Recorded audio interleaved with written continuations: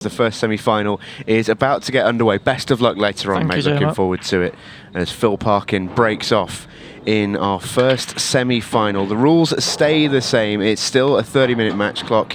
It's still a race to 5. Phil Parkin with the opening break, and he struck them pretty nicely as well. Plenty of power, a little bit, and I say little bit, probably a lot. Lucky with the cue ball. Ricocheting off that middle jaw. And it's not a bad lie for the power here.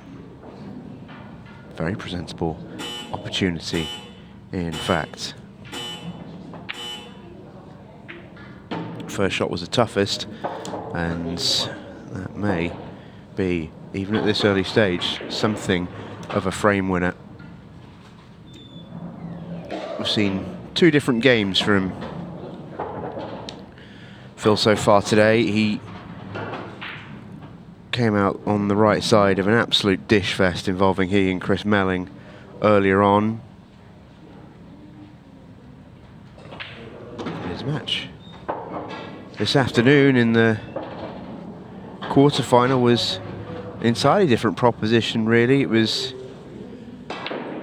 tough and it was scratchy. 5-2 win over Greg Batten. It was just a case of getting through.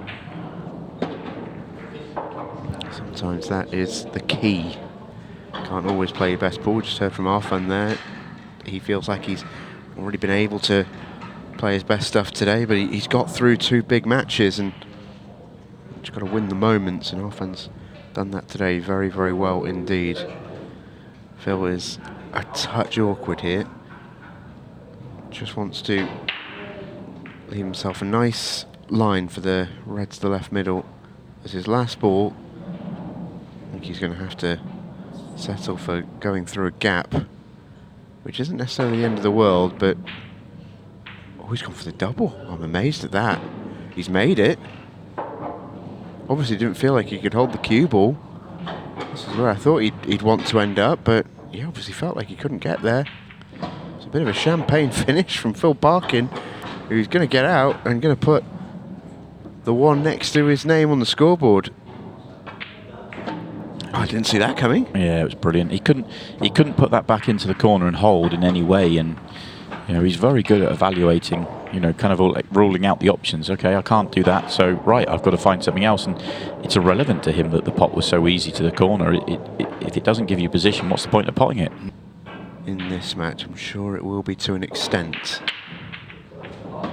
It's a good break. That will help settle some. And now it's about what he can do on open table. I don't think this is a bad layout, Yellows look a little bit fiddly. There's a couple, well, 3 really that are near the cushion. But I don't think red's are bad at all. Reds are fantastic.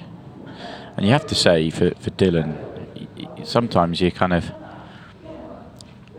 feel like you deserve something out of this tournament in terms of the way he's gone about it. He was the player of the day on day 1. He's knocked out Tom Cousins, the #1 player, and Jack Whelan, and both in style, both in deciding. Well, he pushed Jack pretty hard, as in Jack came back, but both of them in those deciders, and yet he's still got 2 more matches to win to get the big prize that he's looking for. But he has been brilliant.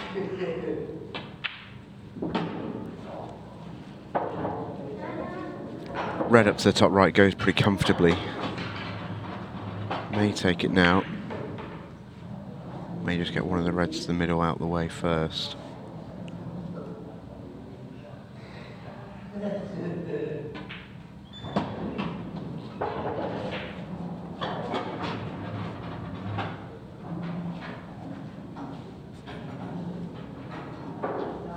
No issues with the red to top right. It's just he wants to be on it in the right way to be able to get onto the next ball comfortably enough. He's just going to work it all out. He'd much rather be straight in now to this one bottom right, then you've got top right, then the left centre bottom one. So this is the key shot. Just get nicely back in line. Now he can get rid of the red if he wants to below the 8 ball. Doesn't have to. He's perfect here on the red to top right. This is the angle he was looking for. Make a case for playing it now, and just as long as you're high on the red to left centre, you just drop it in, and last red's there. So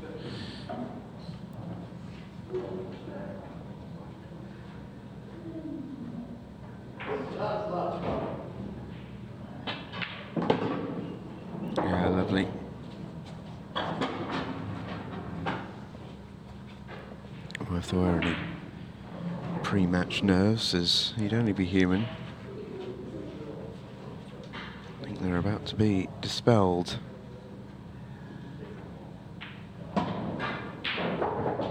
He's landed about as awkward as he could on this one. Thankfully, he doesn't need to do much with the cue ball here. Yeah, I wonder if he thought he was going into the yellow there. It was a strange shot, really, to leave yourself here from where he was. It's not going to cause any issues, though.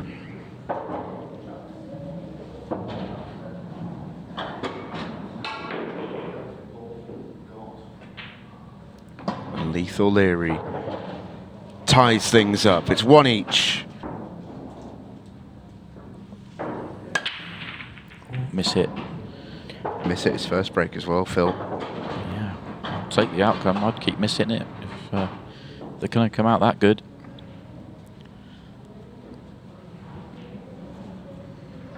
Yellows are lovely apart from one, but I think he'll go reds here. The red that's awkward isn't really that awkward. The 8-ball is actually a little bit more awkward. So, yeah, only yellow on the right-hand side. If it wasn't for that one, you'd think yellows. That is a really awkward ball to deal with.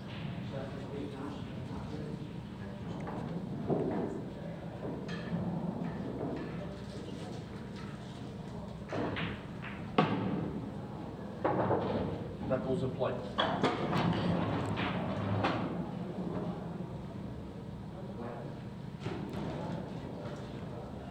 That 8-ball is awkward. I suppose a double, most likely. So you can see there under his arm just briefly that it does go in the centre, but you're not getting. It's not nice to get onto it into the centre. Likely to leave it very thin. That's awkward. That shot hasn't really worked out that well for him. There was an option on yellows, I think. You could have taken yellow right centre and got low on the yellow to left centre, bump the red out of the way and play the double. Probably the best way, but obviously a lot going on in that scenario.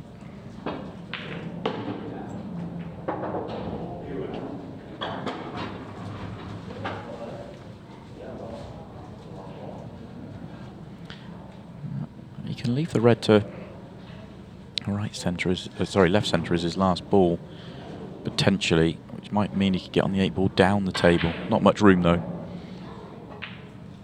I still quite like the double.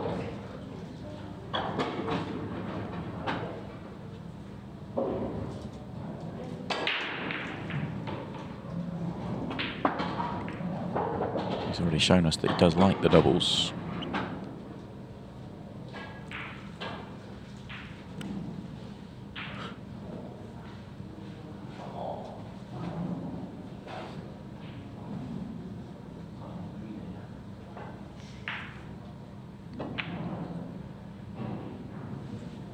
Tried to come right across to get underneath the 8-ball for the centre. Maybe took his eye off the pot just a fraction. He missed it on the thin side because he was trying to track cue ball across the table as well.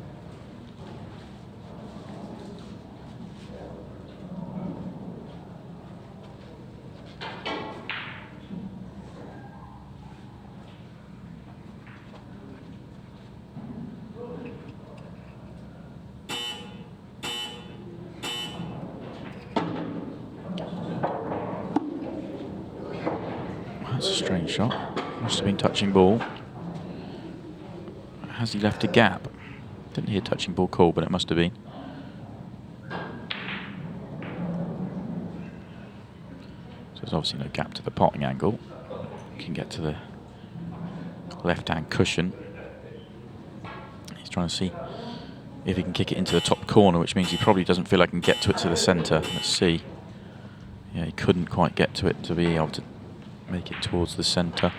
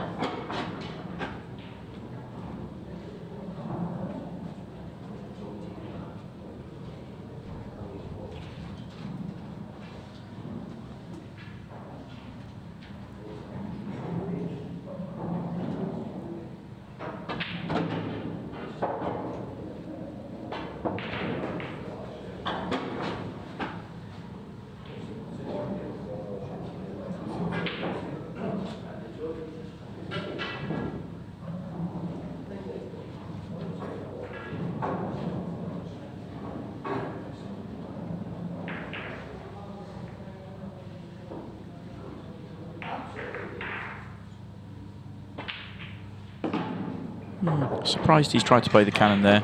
Such a good cueist. I thought it'd just cue the one in down the cushion.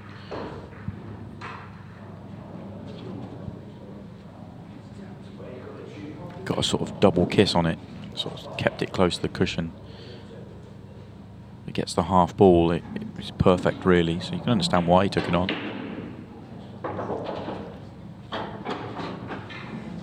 Play for the double here, which I'm surprised at as well, because he could have got into that to get onto the yellow up to the top right. It looks a little high for the double. Might just have to screw this one in, just straighten it up. Yeah, very good.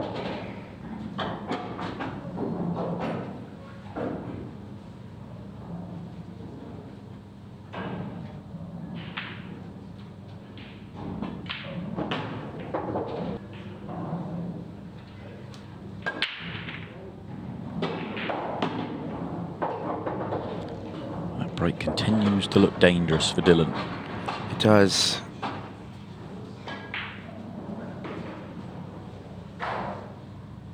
Getting good splits with it as well, which for a cut break isn't always a guarantee.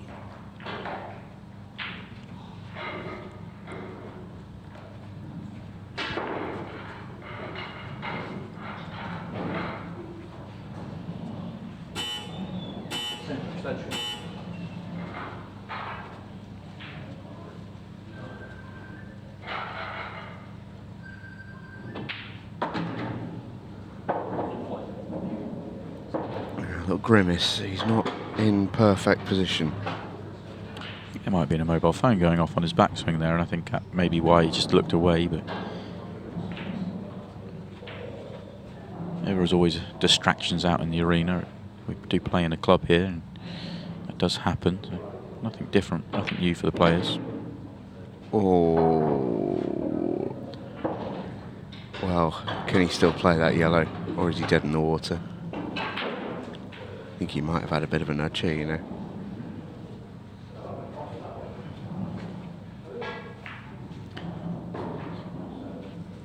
Hard to tell from that angle.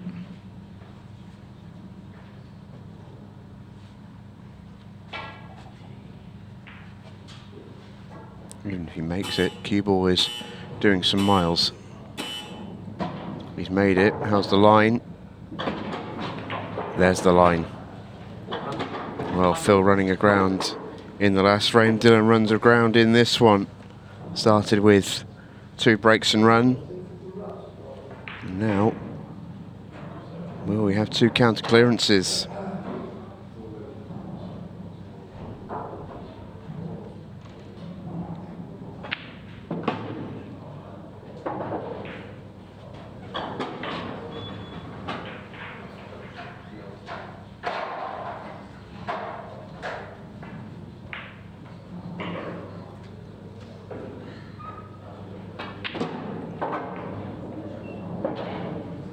Enough. He wanted to nudge that over the middle. Didn't need to, of course. It does go down the table, and he'll now play for it down the table, I'm sure.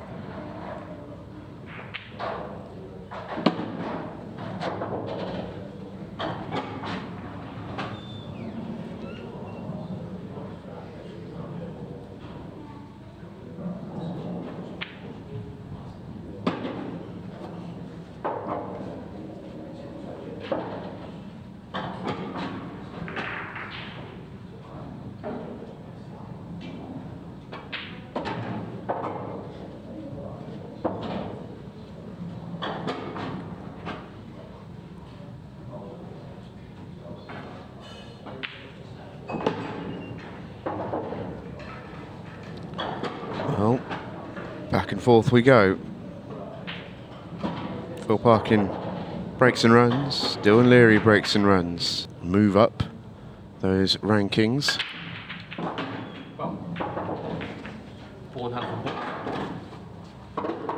Time running. Straight in for Phil. On the last break, he gave the centre pockets a pretty good ride, but it worked out well for him this time. Straight in the corner, and these reds are good for Dylan. If he can, I think it's to his benefit to make both here. Both reds in the same shot. Oh no, that's disaster. Yeah, tap of the table. All of a sudden, he's got a red that doesn't go.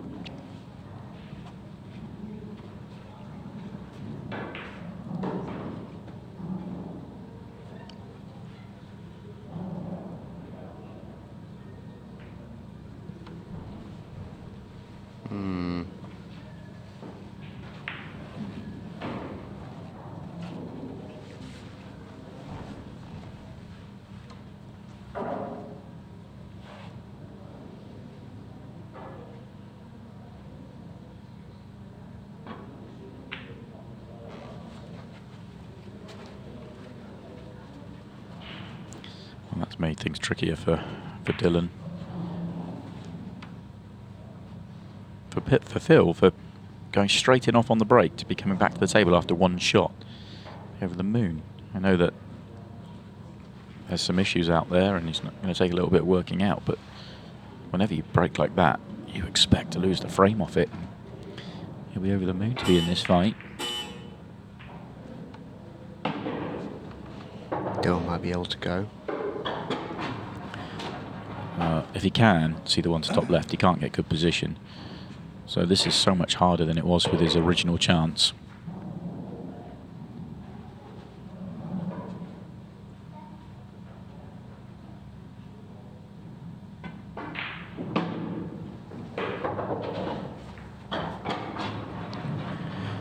Shot will be to the bottom right, and it's not a bad opportunity.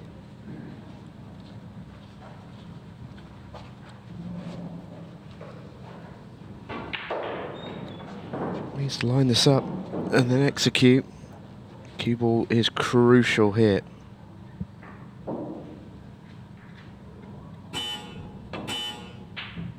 Makes the pot. How's the cue ball? Ugh, pretty rank, in all honesty. It's bad. It could have been... I'm not sure it could be much worse, to be honest with you. Yeah. He's not great on the next ball, if at all, as in the only one he can see is the red middle of the three, and I'm not sure that passes to the bottom corner, but the red stuck to the yellow, doesn't go anywhere. Extension call. Well, he's a fabulous shot maker, Dylan. He's going to need to be. He's got 20 seconds to figure something out.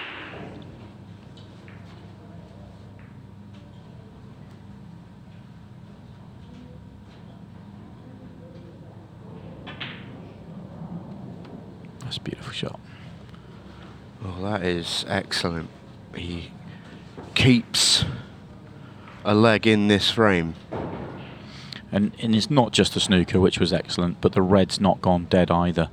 He's sending the red up towards yellows. So if he was to get a chance, he still could go. And if he gets cue ball in hand, he should win the frame. That's poor from Phil. You've got to make sure you hit there. I know that he was close, but he had a big target. He had a very big target there. And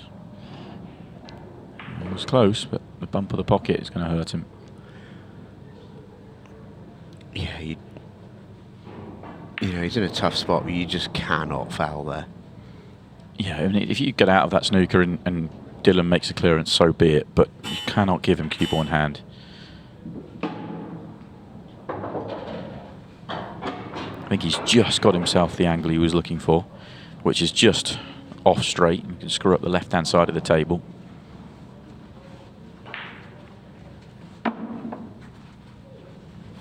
Throws his pouch away, mounts the table. Full stretch here for Dylan. Ooh, needs a cannon, and he doesn't get it. A let-off for Phil Parkin. A huge let-off. Well, for as bad a mistake as it was for Phil to foul when he was snookered, for Dylan then to not get out, having had cue ball in hand. It's starting to get nervy, isn't it? Yeah, it is.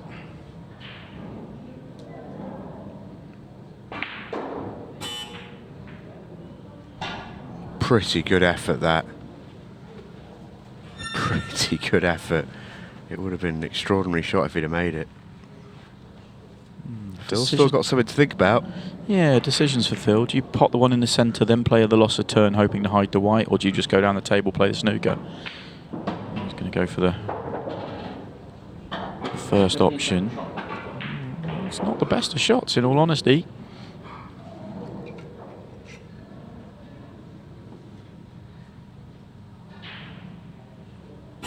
Extension.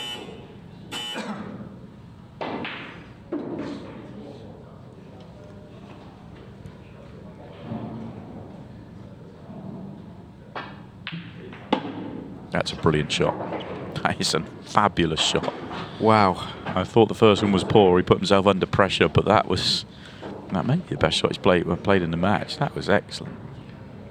Doing his all kinds of trouble. Because that cue ball can spit out and leave a sight of the 8 ball.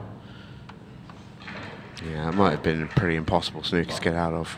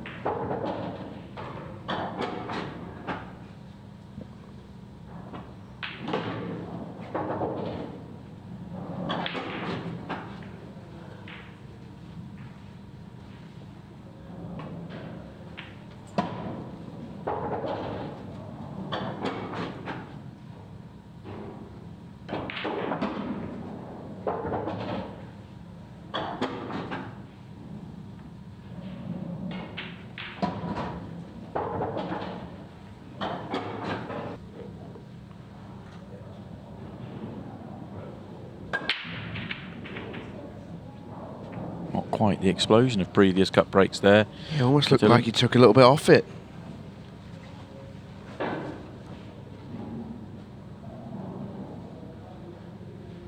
Extension.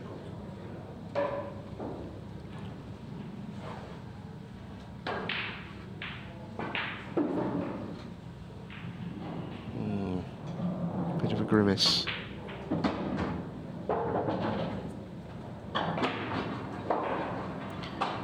It's not the greatest of layouts though, so there's hope for Dylan yet.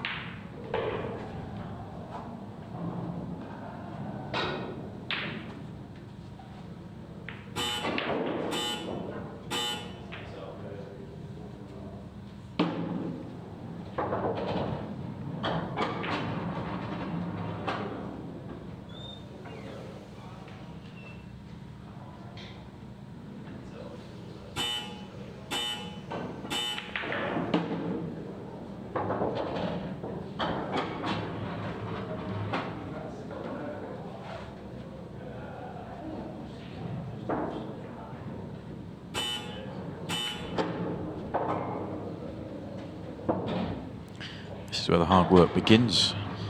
I wonder if the red above the 2 yellows goes to the bottom right. I think it does. Yeah, in which case it's not that bad, because the other red he can play off the yellow. So what I thought was an issue isn't, but he has overhit that shot. He wanted to be sort of level with the red, so he's almost playing it straight into the yellow. He might have to drop this in direct into the middle to hold the cue ball.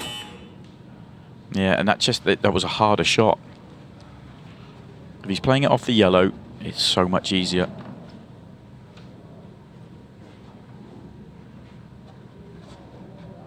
Yeah, there was not much room on that shot at all. Less than 6 minutes to play in the semi-final. We will not go the distance. In terms of the match frames played, I think Phil can probably still reasonably expect to get to 5. Oh, especially wow. if he's going to make shots like that. Wow. What a time in the match to pull out a fluke like that. He's trying to take a few things away from hitting Patel with a shot like that. That was outrageous. He's still got to find something here, though. Nothing obviously on. That double, I'm not sure, was really that on. And Dylan should level here. But every shot at this stage in a semi-final isn't easy. And that's why he's choosing to wait. I think that's a mistake for me. I think you've got to take that shot on. And the reason I say you've got to take that shot on is because he needs to leave as much time in this clock as possible. Doesn't want to give Phil the chance to kick at it either. And okay, so he's going to get cue ball in hand, but the quicker he can finish these, the better, because it's Phil Parkin's break next. So he has to leave enough time for there to be 2 clearances from the break. He has to kind of leave one for Phil to have one and have time to respond. He can't run the clock down.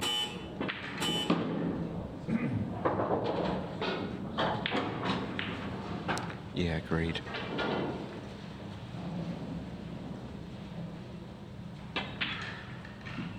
Oh, that was edgy. That was edgy. He's missed so little this weekend. Just a couple creeping in this match, and that's it. Phil overcuts, Dylan gets away with it. Phil's was a much tougher shot. Still fancied him for it, mind. Oh, it's nervy out there. Really is. You can feel it. Both players are struggling. And that is just what semi-finals are about sometimes. Who can endure? Who can withstand that own personal pressure? Thought he might try and find a way to just bump the 8 ball, but it's not worth the risk now.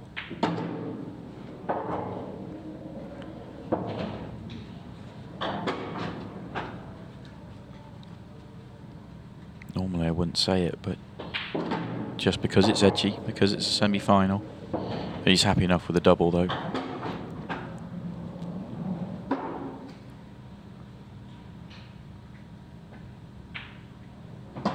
Well, he couldn't be better on it. How would you like these? 2.5 minutes to play in the semi. The double for 3 each. It is there.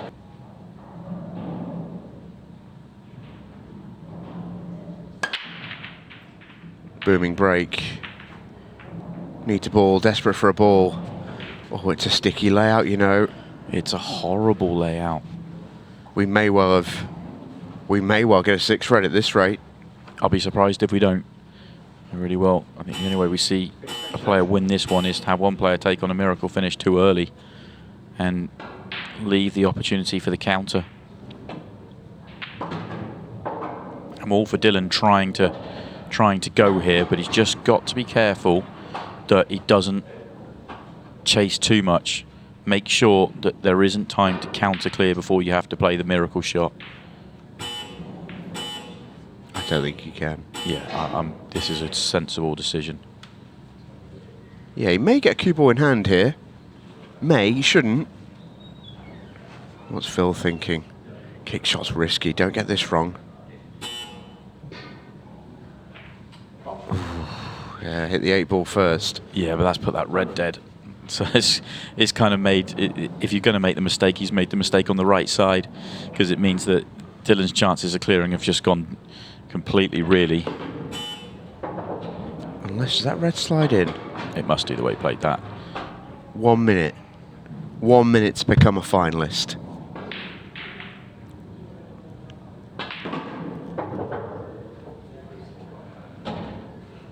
I don't know if you know Dylan's 6 red shootout record.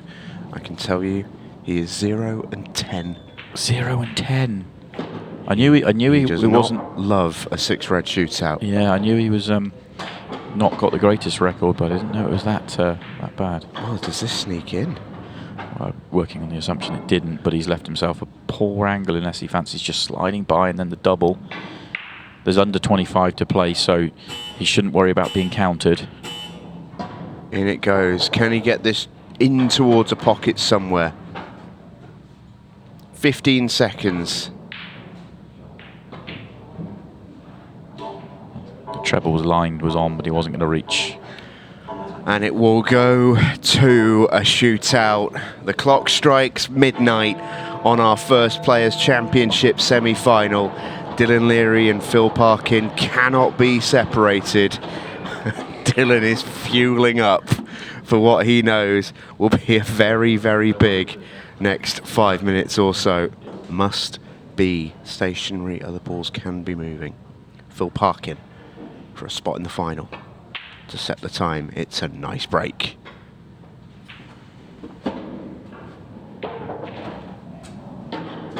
And he's flying. Yeah, just a little awkward.